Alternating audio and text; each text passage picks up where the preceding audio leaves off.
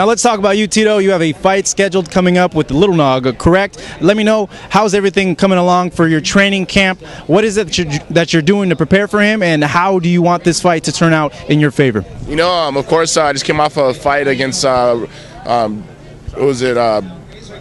that I had a loss. I got fight of the night, and of course then I fought Ryan Bader and got submission of the night. So I wanted to just finish the year off with the knockout of the night. And you know, I've been working on my stand-up a whole lot, and I want to test Nogueira's stand-up. I want to see how good his stand-up really is. And you know, people say how great it is, and I see looping punches, and let's see if I can fight right down the line and try to knock him out and get a win. You know. Nogueira is one of the best in the world. He's a great light heavyweight. He's a guy who I've looked up to. His brother has been a great heavyweight world champion, and you know, they're dominant brothers. You know, I remember back in Abu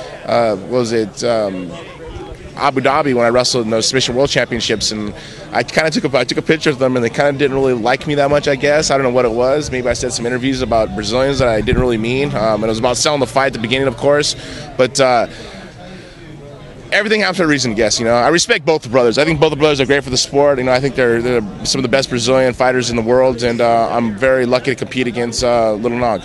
Jason Perillo call it. You know, I've been working with Jason, man. I'm really focused on my stand-up. I feel very confident. You know, against Rashad, I probably took the fight a little early, but you know, I take nothing against Rashad. He came in and he was stronger than he felt the first fight. He was, you know, his shape was tremendous, and that's why he's going to fight against a world champion. And it's just one of those things.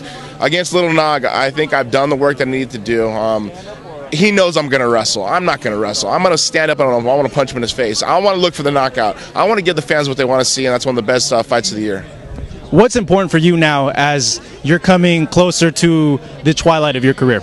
You know, make sure I finish my career as the people's champ. You know, of showing everybody in this world that you can get through any adversaries in life, that you can just make yourself happen of you know, injuries, surgeries, you know, personal problems, anything, that you can be successful and just keep your mind focused and be positive in life. And that's all I want to end my career as. You know, the bad boy image was so much of just selling the fights, selling the UFC, and making it half of what it was today.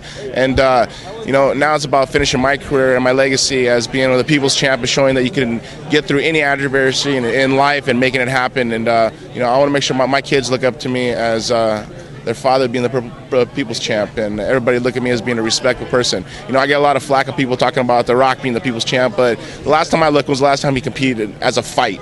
You know, the last people's champ that was the true people's champ was Ali, and he was one of the best guys in the world to ever compete as a combative fighter. And I've done so much. You know, I've came through so much adversities in life that no one has really realized the things that I've gone through. You know, I'm very lucky to be where I am today. God has really blessed me with some great skills. You know, through as a kid coming up from the streets, you know, parents being drug addicts.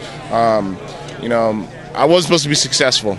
And I'm a very successful businessman. You know, coming with my Punishment Athletics clothing company, Punishment Nutrition, my supplement line, and of course, Punishment Training Center, my gym. And I'm just making a brand of punishment. And I got to be very thankful for Dana and Lorenzo Fertitta for giving me this opportunity as a fighter, as a businessman, and as a father to give back to my kids, and to give back to the world of MMA, because no one's ever done it before. And I'm making a step, and a dominating world step of making this happen for every MMA fighter to look up to as a businessman, but as a fighter too, of knowing that you can achieve anything in this life.